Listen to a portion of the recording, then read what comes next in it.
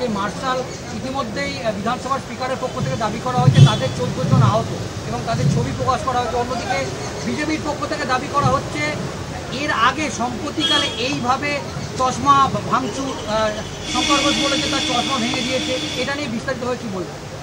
দেখুন, ওখানে ঠেলাঠেলি হচ্ছিল, বোথ সাইডই ঠেলাঠেলি অ্যাগ্রেসিভ ছিল দেখেছি। তবে শঙ্করবাবু আপনার এতে পড়ে গিয়েছে কি ঠেলে দিয়েছে বলতে পারবো না। আমি মানে হচ্ছে তখন মানে ওনাকে টানা হিচড়া করা হয়েছে, এটা আমি দেখেছি, সেটা বলতে পারবো। তবে এটা হওয়া উচিত না।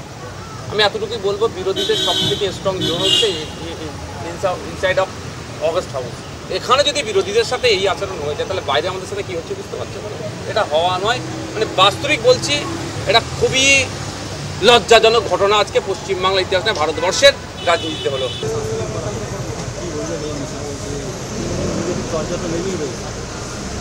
দেখুন, ব্যাপারটা হচ্ছে বিজেপি তৃণমূলের বাইনারি পলিটিক্সকে আরও স্ট্রং করা হচ্ছে। যত ভোট এগিয়ে আসবে দেখবেন বিজেপি তৃণমূল তত লড়াই করছে দেখাবে। 4.5 বছর এই তৃণমূল বিজেপির যে অন্যায়ের বিরুদ্ধে সেই অর্থে তাদেরকে চর্চা করতে দেখছি না। এখন এরা প্রধান বিজেপি বিরোধী দল হয়ে উঠে আসবে, এটা একটা পার্ট আমি মনে করছি, আর কিছুই না।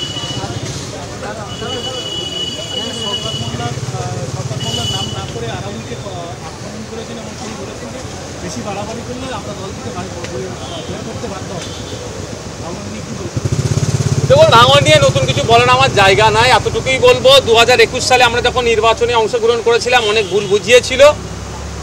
বিজেপি চলে আসবে তৃণমূলকে ভোট দাও বলে অনেক ভুল বুঝিয়েছিল। আর যত দিন যাচ্ছে বিজেপি আর তৃণমূল আলাদা নয়, ভাঙনের মানুষ, রাজ্যের মানুষ বুঝতে পারছে। একের পর এক মুসলিম সম্প্রদায়ের উপরে আঘাত নেমে আসছে। শওকত মোল্লা সাহেব চুপ করে আছে, আর ভাঙনের মুসলমানকে ভুল বুঝালে হবে? দলিতের উপর আক্রমণ হচ্ছে, আদিবাসীর উপর আক্রমণ হচ্ছে, এটা কোনো কথা বলছে না।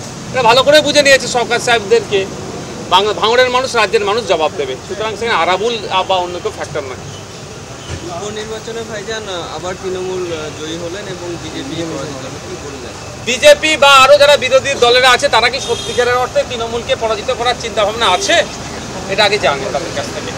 কংগ্রেস যে কোনো একটা জায়গায় যেন একটা কম্প্রোমাইজ করে রেখে দিয়েছে। কংগ্রেস আগের তুলনায় ভালো ফল করেছে। এটা রেজাল্টটা অবিজেপি তৃণমূলের পক্ষে আসতো যদি গুছিয়ে এটা ক্যাম্পেইন করা যেত, যদি গুছিয়ে এই নির্বাচনটাকে কন্ডাক্ট করা যেত। দুর্ভাগ্য জাতীয় কংগ্রেস বা তার সাথে যারা আছেন তারা সেই মতভাবে নয়। এই নির্বাচনে, এই সিটটাতে উপনির্বাচনে তৃণমূলকে ব্যাপকভাবে ধাক্কা দেওয়ার জায়গা ছিল, সেটা কিন্তু কংগ্রেস বা বিজেপি প্রশ্ন আসছে না। আর যারা বিরোধীরা আছে তারা ঠিকভাবে কাজে লাগাতে পারলো না। আরেকটা বিষয় হচ্ছে পশ্চিমবঙ্গ হিন্দু সনাতনী বলে একটা বিজেপির যারা শীর্ষ নেতৃত্বরা যারা এখন বর্তমানে এই শাসক বিজেপির সঙ্গে বিকাশ হয়ে আছেন, তারা মিটিং করেছে, সরকারকে একটা গোপন বৈঠক করেছেন। এই বিষয়ে কী বলবেন? দেখুন, একাধিক দল আসতে পারে, তৃণমূল তাদেরকে ফান্ড দিতে পারে, অনেক কিছু হতে পারে, সেটা সময় কথা বলবে। কবে আসবে না আসবে আমি অনেকদিন ধরে শুনছি। যাদবপুরে বিজয়গড়ের ওখানে একটা দল রেজিস্ট্রেশন হয়েছে নতুন, সেও আমরা ইসিআর ওয়েবসাইট থেকে তথ্য পেলাম। এখন ব্যাপারটা হচ্ছে দল আসবে যাবে, বাংলার মানুষের মাইন্ড সেট আপ হয়েছে তৃণমূল আর বিজেপিকে হারাতে হবে, এটা সেট আপ করে নিয়েছে, এটা করবে। আজকে বিধানসভার অন্দরে যে গণ্ডগোল হলো সেটা একেবারে তো নজিরবিহীন। দেখলাম যে মার্শাল ইতিমধ্যেই বিধানসভার স্পিকারের পক্ষ থেকে দাবি করা হয়েছে তাদের 14 জন আহত এবং তাদের ছবি প্রকাশ করা হয়েছে। অন্যদিকে বিজেপির পক্ষ থেকে দাবি করা হচ্ছে এর আগে সম্প্রতিকালে এইভাবে চশমা ভাঙচুর শঙ্কর ঘোষ বলেছে তার চশমা ভেঙে দিয়েছে। এটা নিয়ে বিস্তারিত হয়ে কী বলবেন? দেখুন, ওখানে ঠেলাঠেলি হচ্ছিল, বোথ সাইডই ঠেলাঠেলি অ্যাগ্রেসিভ ছিল দেখেছি। তবে শঙ্করবাবু আপনার এতে পড়ে গিয়েছে কি ঠেলে দিয়েছে বলতে পারবো না। আমি মানে হচ্ছে তখন মানে ওনাকে টানা হিচড়া করা হয়েছে, এটা আমি দেখেছি, সেটা বলতে পারবো। তবে এটা হওয়া উচিত না। আমি এতটুকুই বলবো, বিরোধীদের সবথেকে স্ট্রং জোন হচ্ছে ইনসাইড অফ অগস্ট হাউস। এখানে যদি বিরোধীদের সাথে এই আচরণ হয়ে যায় তাহলে বাইরে আমাদের সাথে কী হচ্ছে বুঝতে পারছেন? এটা হওয়া নয়, মানে বাস্তবিক বলছি, এটা খুবই লজ্জাজনক ঘটনা আজকে পশ্চিমবাংলার ইতিহাসে, ভারতবর্ষের রাজনীতিতে হলো। এটা হওয়া উচিত ছিল না। এটা বলতে চাইছেন যে বিরোধীদের মুখ বন্ধ করার চেষ্টা করা হচ্ছে কোথাও গিয়ে? দেখুন, আমি তো বারবার বলে আসছি বিরোধীদের কোনো ফাংশনই দিচ্ছে, পঞ্চায়েত থেকে, সমিতি থেকে, জেলা পরিষদ, এবং আমি বিধায়ক হিসাবে বলছি বিধায়কের লাইটের ঠিকঠাক টাকা খরচ করতে দিচ্ছে না, ডিস্টার্ব করছে, বিভিন্নভাবে মিথ্যা মামলা দিচ্ছে, তো এটা তার বাইরে না। নিয়োগ প্রক্রিয়ার পরে আবার যে স্কুল সার্ভিস কমিশন নিয়োগ প্রক্রিয়া চালাচ্ছেন তার বিরুদ্ধে চাকরিহারা শিক্ষক শিক্ষিকারা আবার একাংশ আবার হাইকোর্টে গেছেন। তখন একটা কথা বলি, তৃণমূল কংগ্রেস দুর্নীতি করেছে, দুর্নীতির দায় আজকে 15,004 মতো টিচার মাথায় নিয়ে ঘুরছে। এটা কেন ঘুরবে? যারা গ্রুপ ডি গ্রুপ সি যারা অন্যায় করেনি তারা কেন এই দায় মাথায় নিয়ে ঘুরবে? রাজ্য সরকারের উচিত যে রিভিউ পিটিশন যেটা করেছে, যারা যোগ্য তারা 1 মাস টাইম চেয়েছে, 1 মাস টাইম দিয়ে রিভিউ পিটিশন সুপ্রিম কোর্টে যেটা চলছে সেখানে সঠিক তথ্য দিয়ে দিও, 22 লক্ষ এমআরসি পাবলিক ডোমেনে দিয়ে দিও এবং সত্যিকারের অর্থে কজনকে অবৈধ পন্থা অবলম্বন করিয়ে ঢুকিয়েছে তার লিস্টও পাবলিশ করা। Thank you. যে মার্শাল ইতিমধ্যেই বিধানসভার স্পিকারের পক্ষ থেকে দাবি করা হয়েছে তাদের 14 জন আহত এবং তাদের ছবি প্রকাশ করা হয়েছে। অন্যদিকে বিজেপির পক্ষ থেকে দাবি করা হচ্ছে এর আগে সম্প্রতিকালে এইভাবে চশমা ভাঙচুর শঙ্কর ঘোষ বলেছে তার চশমা ভেঙে দিয়েছে। এটা নিয়ে বিস্তারিতভাবে কী বলবেন? দেখুন, ওখানে ঠেলাঠেলি হচ্ছিল, বোথ সাইডই ঠেলাঠেলি অ্যাগ্রেসিভ ছিল দেখেছি। তবে শঙ্করবাবু আপনার এতে পড়ে গিয়েছে কি ঠেলে দিয়েছে বলতে পারবো না। আমি মানে হচ্ছে তখন মানে ওটাকে টানা হিচড়া করা হয়েছে, এটা আমি দেখেছি, সেটা বলতে পারবো। তবে এটা হওয়া উচিত না। আমি এতটুকুই বলবো, বিরোধীদের সব থেকে স্ট্রং জোন হচ্ছে ইনসাইড অফ অগস্ট হাউস।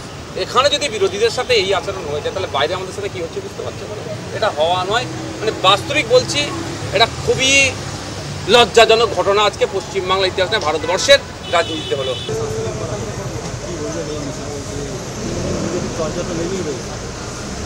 দেখুন, ব্যাপারটা হচ্ছে বিজেপি তৃণমূলের বাইনারি পলিটিক্সকে আরও স্ট্রং করা হচ্ছে। যত ভোট এগিয়ে আসবে দেখবেন বিজেপি তৃণমূল তত লড়াই করছে দেখাবে। 4.5 বছর এই তৃণমূল বিজেপির যে অন্যায়ের বিরুদ্ধে সেই অর্থে তাদেরকে চর্চা করতে দেখছি না। এখন এরা প্রধান বিজেপি বিরোধী দল হয়ে উঠে আসবে, এটা একটা পার্ট আমি মনে করছি। আর কিছুই না। নাম না করে আরামকে আক্রমণ করেছেন এবং তিনি বলেছেন যে বেশি বাড়াবাড়ি করলে আমরা দল থেকে বের করতে বাধ্য হবে। আমার নিয়ে কী বলছেন? দেখুন, ভাঙন নিয়ে নতুন কিছু বলার আমার জায়গা নাই। এতটুকুই বলবো, 2021 সালে আমরা যখন নির্বাচনে অংশগ্রহণ করেছিলাম অনেক ভুল বুঝিয়েছিল। বিজেপি চলে আসবে তৃণমূলকে ভোট দাও বলে অনেক ভুল বুঝিয়েছিল। আর যত দিন যাচ্ছে বিজেপি আর তৃণমূল আলাদা নয়, ভাঙনের মানুষ রাজ্যের মানুষ বুঝতে পারছে। একের পর এক মুসলিম সম্প্রদায়ের উপরে আঘাত নেবে আসছে শওকত মোল্লা সাহেব, চুপ করে আছে। আর ভাঙনের মুসলমানকে ভুল বুঝালে হবে? দলিতের উপর আক্রমণ হচ্ছে, আদিবাসীর উপর আক্রমণ হচ্ছে, এটা কোনো কথা বলছে না। এটা ভালো করে বুঝে নিয়েছে শওকত সাহেবদেরকে ভাঙনের মানুষ রাজ্যের মানুষ জবাব দেবে। সুতরাং সেখানে আরাবুল বা অন্য কেউ ফ্যাক্টর নয়। উপনির্বাচনে ভাইজান আবার তৃণমূল জয়ী হলেন এবং বিজেপি পরাজিত হলেন, কি বললেন? বিজেপি বা আরও যারা বিরোধী দলেরা আছে তারা কি সত্যিকারের অর্থে তৃণমূলকে পরাজিত করার চিন্তা ভাবনা আছে?